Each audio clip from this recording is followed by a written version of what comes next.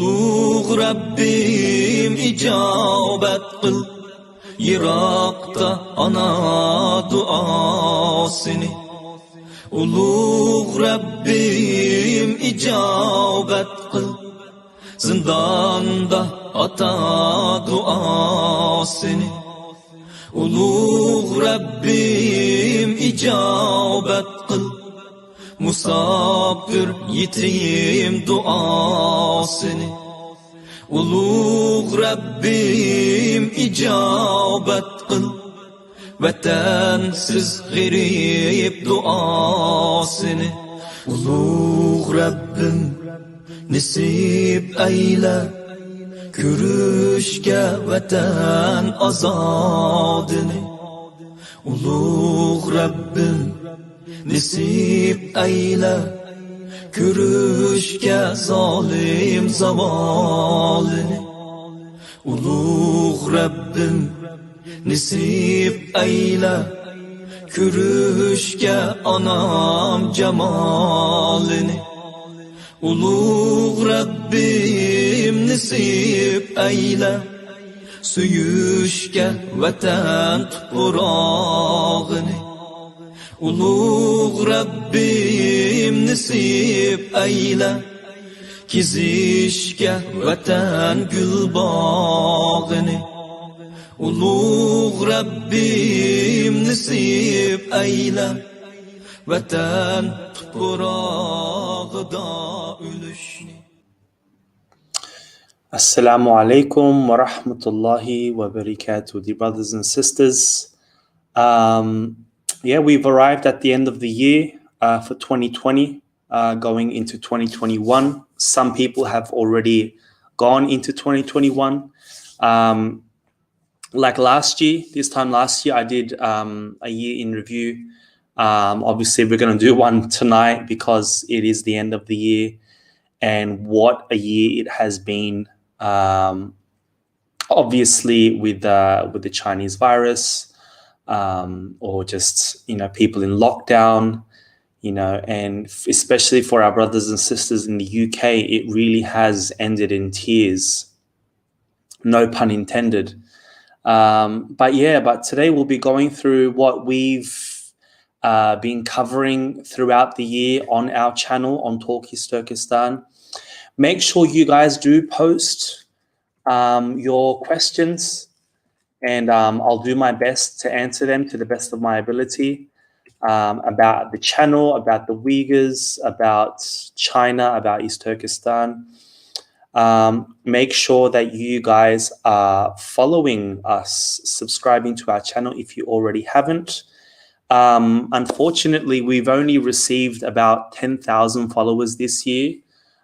We were at about 60,000 this time last year. So we received about 10,000, and I do believe that the reach that we're not getting that reach, and I think especially today I got a post from Facebook saying that they're not going to monetize us anymore, based on what we've been posting, and it's quite obvious what we post, wanting us to fact check things. And anyways, so it really has been quite sad, but we do need your support, sharing, liking, subscribing, telling your friends and family about us.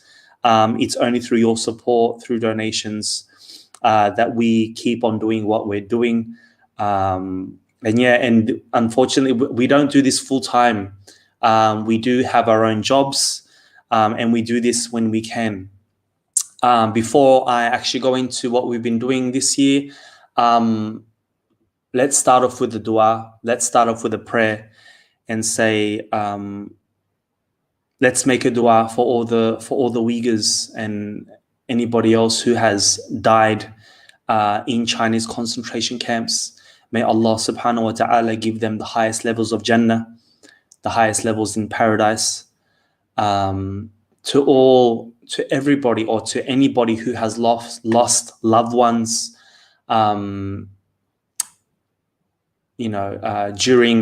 because of the Chinese virus, we ask Allah to guide those families and to give them patience. And yeah, it's been a trying year for all of us.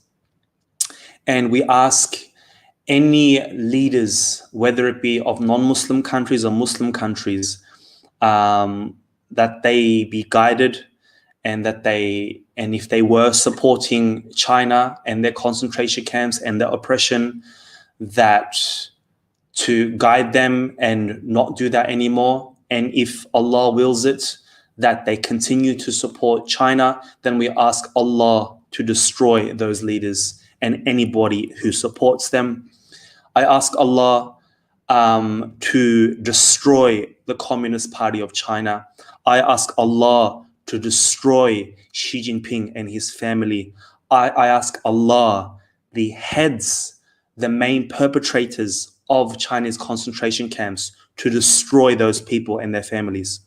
I ask Allah subhanahu wa ta'ala to destroy anybody directly involved with China's concentration camps, those who have taken part in killings, those who have experimented on Uyghurs, those that have harvested their organs, those that have raped our Uyghur women, our sisters, those that have been involved in any way. May Allah subhanahu wa ta'ala destroy those people.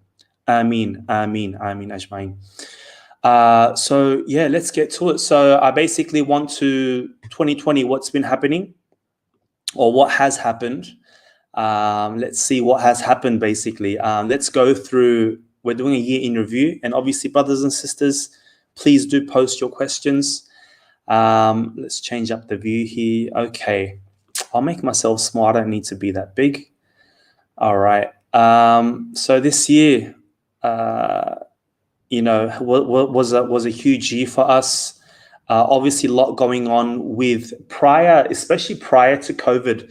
And I mentioned this a few times, where when I was talking to reporters and they were asking me, you know, what should the world do when it comes to China? And I said, boycott Chinese goods. And reporters would be like, what? This guy's crazy. What are you talking about? And with the Chinese virus, we've noticed that, well, China was boycotted for most of the year, companies leaving and continue to do so. And it has become a reality. And many countries have realized that we do not need China at all.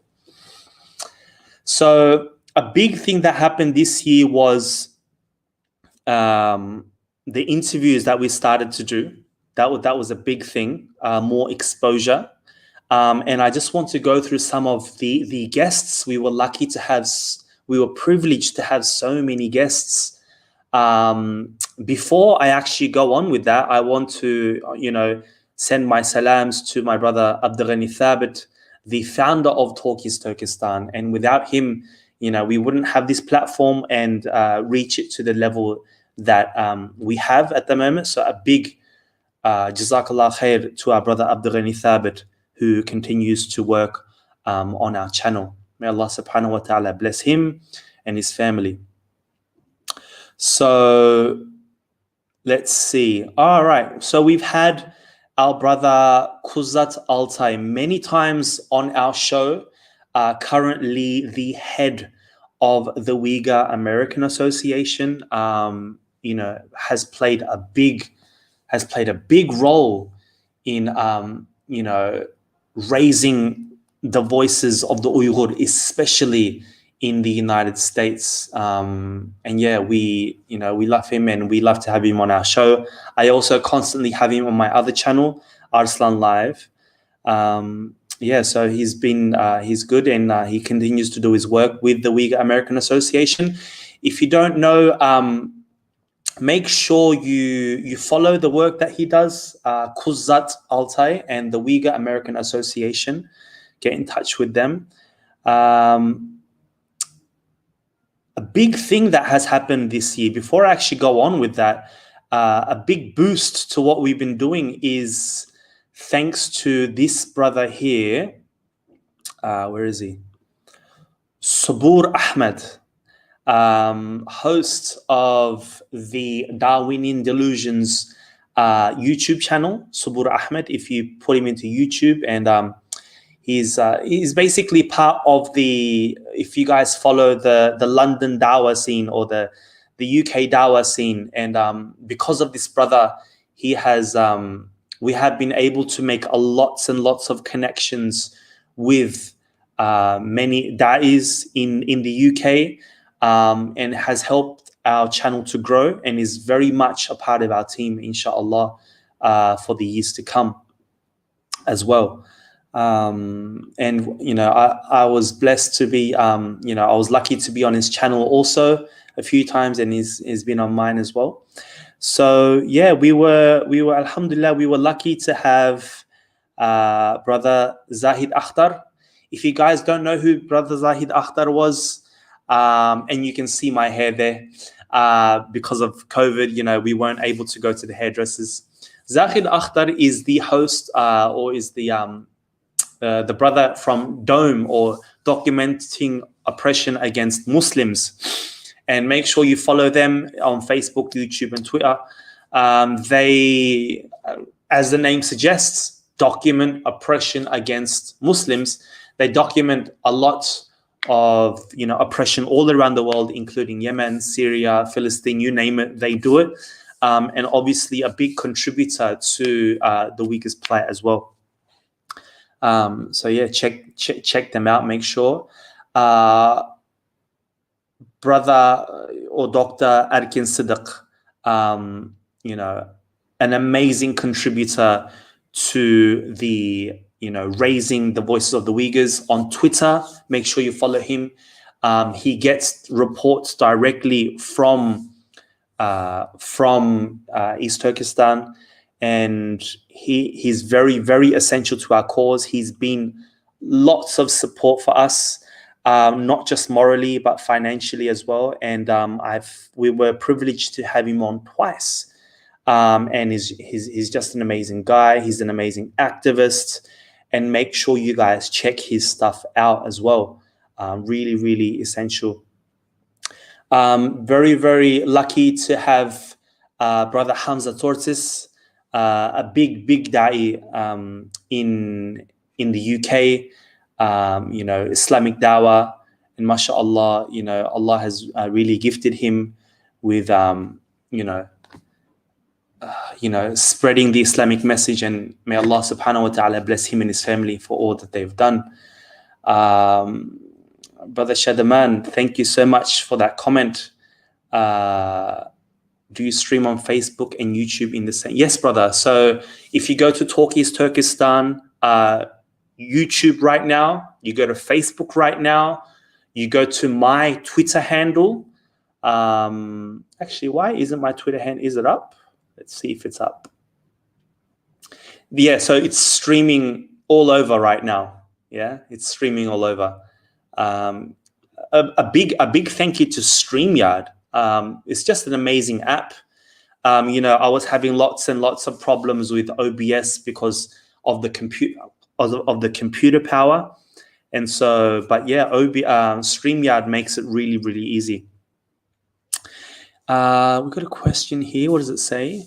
What is the best way to copy the product of China? Third, printing a good idea to compete, and what is industry is the best product to dominate to really boycott China? I run a jewelry business. I'm not sure. I'm not sure how I would answer that.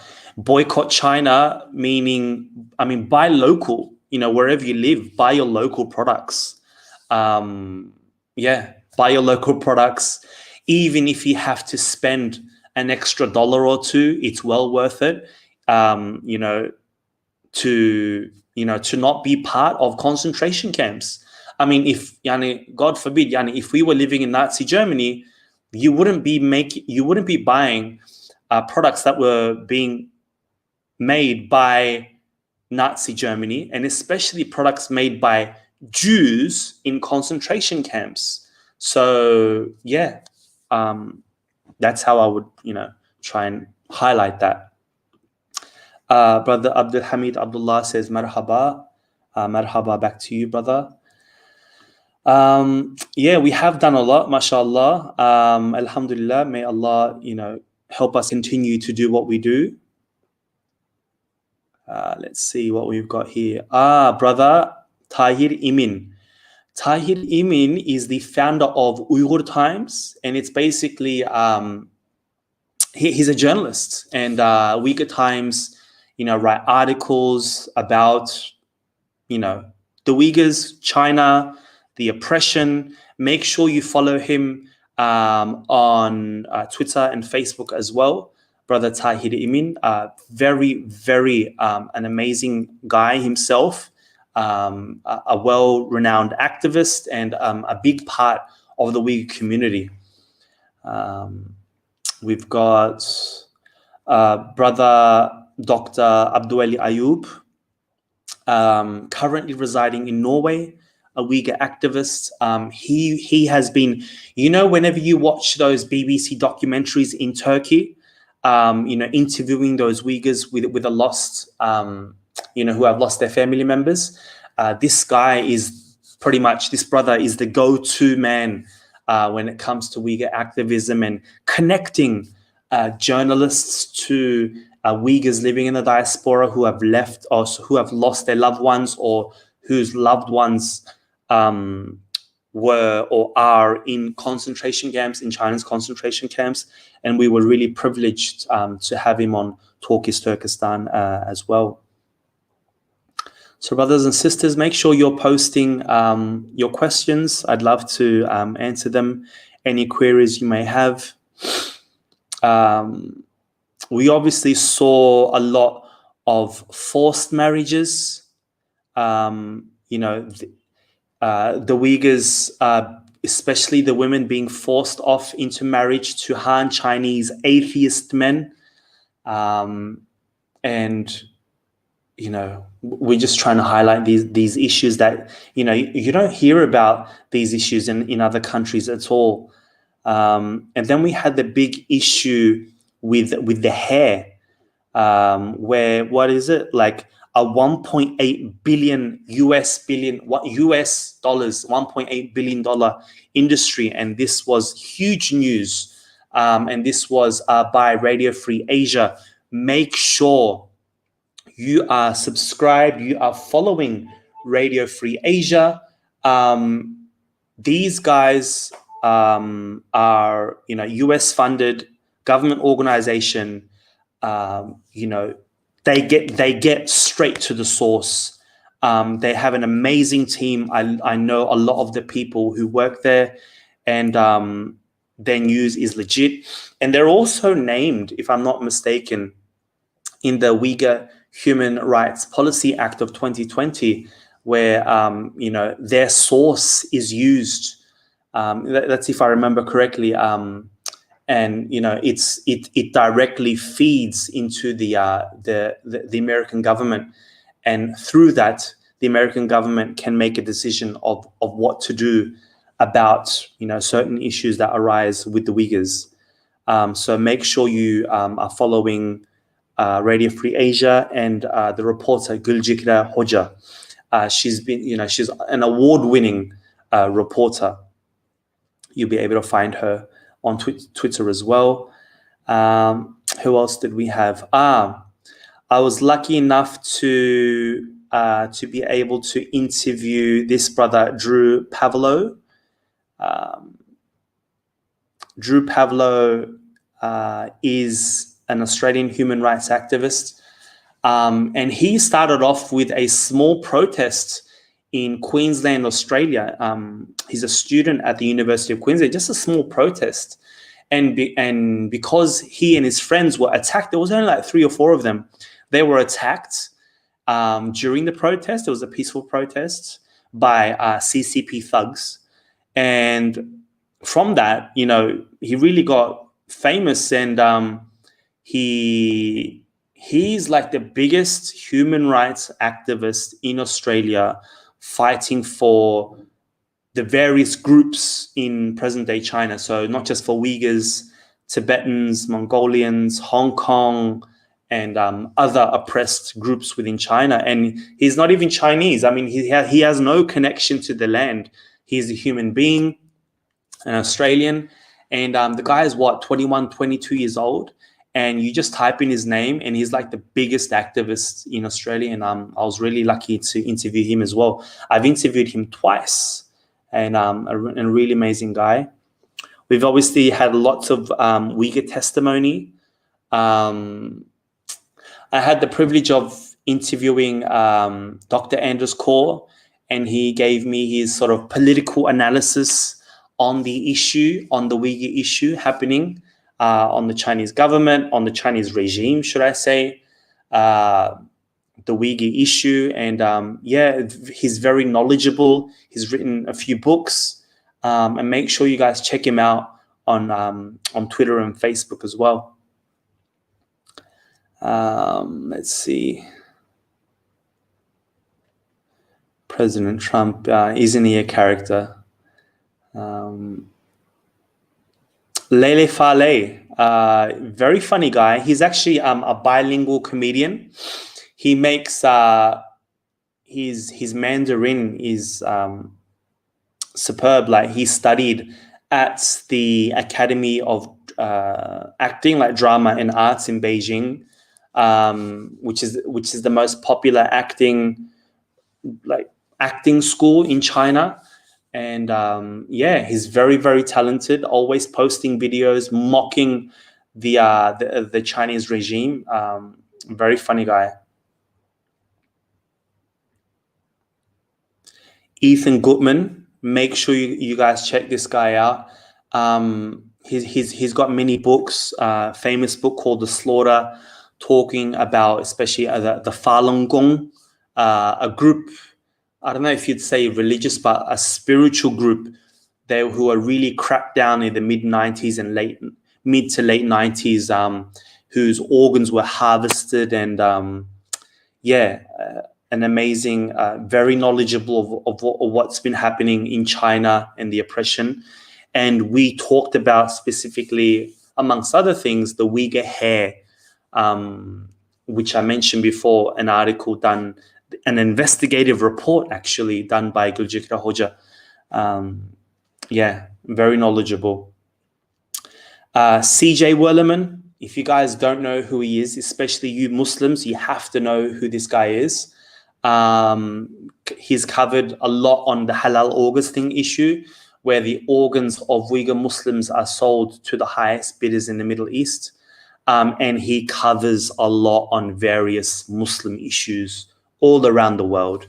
And I ask Allah subhanahu wa ta'ala to guide him to Islam, because if you didn't know, you would say he was a Muslim but with all the work that he does and the energy that he gives in raising the plight of lots of Muslim groups around the world.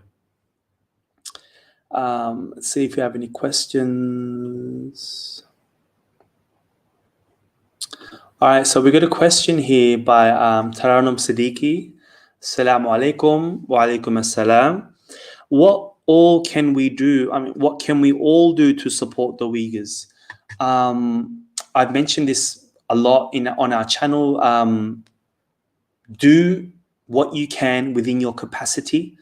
If you're a student, hold rallies in your university. See if your university has a Confucius center, has a Confucius school, because that's how the Chinese government uses their soft power to influence the youth, Western students, Western universities. And what these Confucius centers will do is they'll come with, you can learn Chinese and you can learn about the Chinese culture. That's how they'll start. But it's all about bragging how China has uplifted the hundreds of millions of people in China, and how they are supporting everyone, and how the various groups who the West say are oppressed, they're actually not oppressed. So donate to your closest Uyghur organization. Talk to your local MPs, your representatives. Hold rallies, hold protests. Don't buy Chinese goods. Talk to the media, talk to your friends and family, share this video, write a report, talk to Uyghurs, help out your fellow Uyghur if they have any issue. Lots and lots of things you can do, brother or sister. I think it's a sister, is it? Yeah, I think. Sorry. Yeah, thank you so much for your question, though. I was lucky enough to interview Badui Tao. He's a Chinese political cartoonist currently residing in Australia. He's got literally type in @Badui Tao. You can follow all his work. And he's got like amazing cartoons and amazing drawings. He himself from China had to, leave, and currently he's, I believe he sought asylum in Australia, and he lives there now. So make sure, as I'm showing you all these, make sure you guys do make the time to sort of watch if you can, especially now that YouTube has like a speed up option. I was lucky enough to interview a survivor of the Urumqi massacre. As you all know, this is a massacre that happened on the 5th of July in 2009 in the city of Urumqi, the capital of East Turkestan. Guli Mahsood, she has her own channel. And she talks about what happened that day. The Uyghurs being killed, the Uyghurs being taken away, the Uyghurs being beaten. So a very, very, important survivor.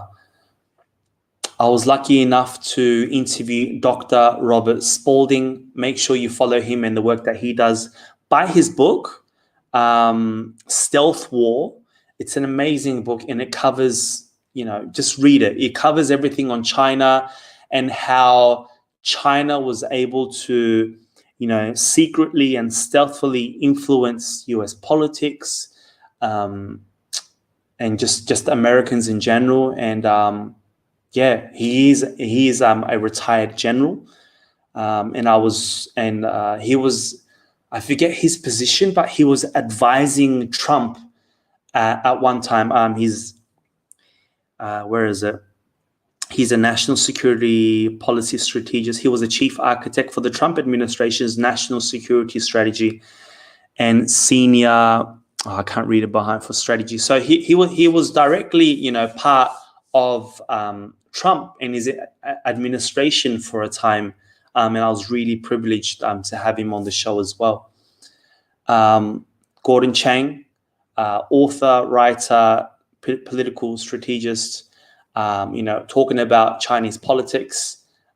Make sure you do follow him and the work that he does. So I was very privileged to interview, people with a lot of experience on China, on Uyghurs, on China's politics and why things are the way they are. And generally speaking, why things the way they are is because,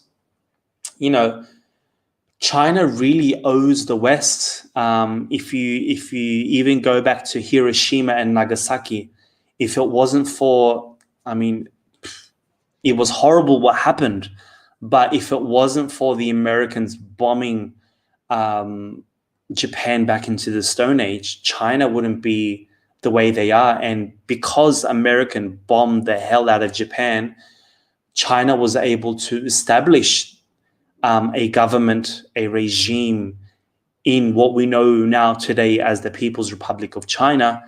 And we see this, this problem this hell that has been allowed to happen. And the West, are to blame.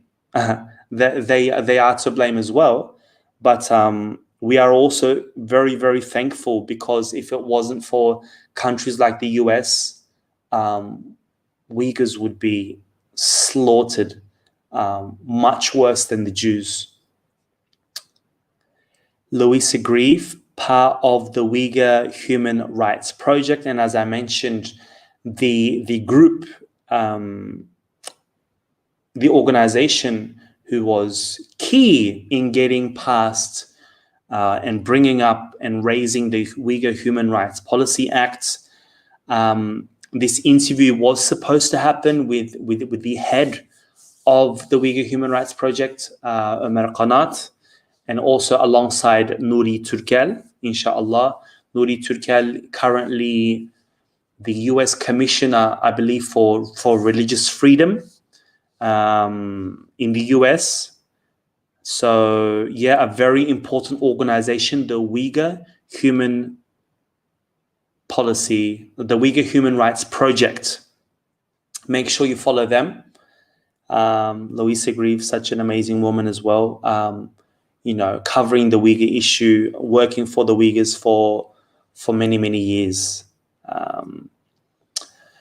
Brother Dili Hussein at 5 Pillars, part of the UK Dawah scene as well. He is a journalist, a registered journalist, and we were talking about the true allies, and we were making that discussion about, countries like America and other, say, Jewish groups or Zionist groups are going to be here and gone tomorrow. And it was a very fruitful conversation, and I totally respect what we brought up and what he brought up as well. I was in China Uncensored or China Unscripted, which is good. Make sure if you want to know all about China, I mean, these guys are a really big channel, China Uncensored, and their podcast China Unscripted as well. Obviously, this year we've seen the Muslim world sell the Uyghurs out. Countries like Saudi Arabia, Egypt, Turkey, Pakistan. So as I mentioned before, our brother Subur Ahmed on our show as well, has really helped our channel grow with the people that we've been able to meet through him. May Allah subhanahu wa ta'ala bless him and the work that he does.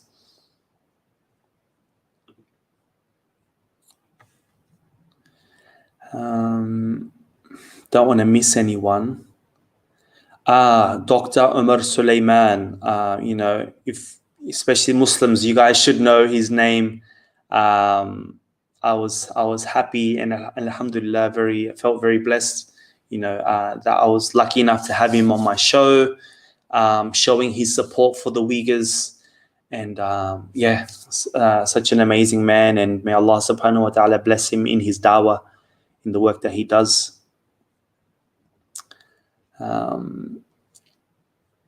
Here we go.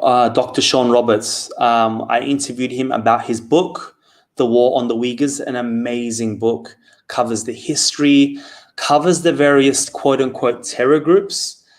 We know that, I believe it was about a month or two ago, that the East Turkestan Islamic movement was on the US's terror list. And Dr. Sean Roberts felt that they shouldn't have been on the terror list in the first place because there was actually no evidence that they committed any crimes or terrorism. And it was a big eye-opener, talking about how China was able to use the global war on terror, against the Uyghurs, and use that as an excuse to crack down on the Uyghurs. And a very, very knowledgeable man covering the Uyghur issue for many, many years. Many of you may know this man, Sheikh Fadil Suleiman Adai. He does most of his work in the Arabic language, but he does have stuff in English as well, and basically showing his support for the Uyghurs. May Allah subhanahu wa ta'ala bless him in the dawah work. We had Dr. Selçuk Özdağ, the deputy of the Future Party, and the current head of the Future Party is actually, what's his name? Ahmet Davutoğlu, the former Prime Minister of Turkey. I was hoping to have him on, but unfortunately we weren't able to make that happen. But inshallah, I should be able to have him on in 2021. And we wish this party all the best in their elections. Michael Johns, a leader of the National Tea Party. I've had a lot of right-wing people on, especially in the United States, and we're talking about US elections and how that could affect the Uyghur issue, especially with Biden. Many Uyghurs still feel that, for the next 4 years, the Uyghur plight is not going to be raised as much, whereas during the Trump era, it was. A very nice guy, and basically talking about the American politics and the Uyghurs. Brother Mozambique, you guys know the brother, former Guantanamo Bay detainee, and we were basically talking about, the making a comparison with Guantanamo Bay and the concentration camps in Chinese-occupied East Turkestan, and and he basically put it in a nutshell, saying Guantanamo Bay was a walk in the park, because he went through Guantanamo Bay and he talked to the Uyghurs, and he said, Guantanamo Bay was a walk in the park because in Guantanamo Bay, whilst awful things happened, that they were still free to fast, to have halal food, to pray, to read Quran, to pray in congregation, to have their beards. And many Uyghurs would regard Guantanamo Bay as a holiday when you compare China's concentration camps. Another question by Anna Queen. Can you maybe tell me about the connection between AI tech of China with robotics when it comes to protection? How can we cope it to produce the same product that they make so we can produce it too? Well, actually, it's the other way around. China steals a lot of the technology. So even like social media, like China has its own version of Facebook and WhatsApp and Instagram and all of these things. They have their own intranet. So China steals. They don't make their own products. And even though the Huawei and all of these Chinese brands, it's all stolen Western technology. So it's more about how do we stop them from stealing, and how can we punish them for stealing? That would be the question, because China's nothing. They just steal. They don't make their own. They don't produce their own things. I started, alhamdulillah, to sort of go against or fight back against the Chinese propaganda that China was spreading about how Uyghurs were happy in East Turkestan. We started doing interviews with Uyghurs who had still loved ones.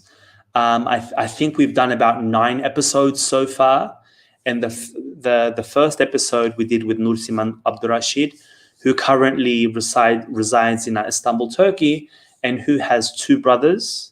Her mum and her dad given lengthy prison sentences for no reason, it was very emotional doing this interview. And please check it out.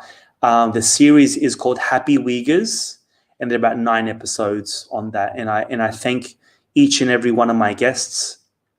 We had Maya Mitalipova.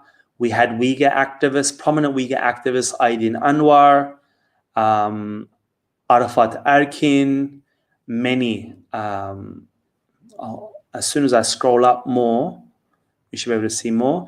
I had Luke de Pulford, part of the Interparliamentary Alliance on China, and we were talking about that organization, and it's basically sort of the shadow ministers of various countries, of various Western countries, coming together to, it's sort of like a UN 2.0, because the UN isn't doing its job.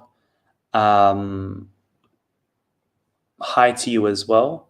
Because the UN wasn't doing its job, Luke de Pulford and many others pulled together various ministers, shadow ministers around the world, pulled together to make this organization, the Interparliamentary. In short, it's called IPAC. And he was basically shedding light on the organization itself and what they do, and and why they're important. And they basically come together because the UN's not doing its job. And So again, on the Happy Uyghurs, I had Shahida Ali, Sister Shahida Ali, talking about her family. Emma Riley, and here's where we got the UN selling out the Uyghurs. Emma Riley, a human rights lawyer at the United Nations, was telling me that, and make sure you guys watch this interview, was telling me that the UN was giving the names of Uyghurs who are going to testify or speak out at the UN. And they were giving these names directly to the Chinese regime weeks and months in advance. And China would go ahead and threaten the family members of those Uyghurs who are going to speak out. And she's very brave for doing so. And such an amazing lady. Please follow her. Please check out this interview. And, we've been saying that the UN wasn't doing enough, but it's not they're not doing enough. They're selling out the Uyghurs, just like how a lot of the Muslim majority countries are selling out the Uyghurs. Very privileged to have Muhammad Hijab, a very popular da'i, and may Allah subhanahu wa ta'ala bless him in his work in Islam and spreading the message of Islam. Jawlan Shir Mehmet, currently advocating for his mother, part of the Happy Uyghur series. And currently Uyghurs, including himself, are protesting in Istanbul in front of the Chinese consulate. I did sort of like a live feed, I think a few days ago, probably like 10 days ago. So make sure you guys check that out. Here we have Drew Pavlo again, interviewed him for the second time, just to see what he was up to. Let's see, what else do we have?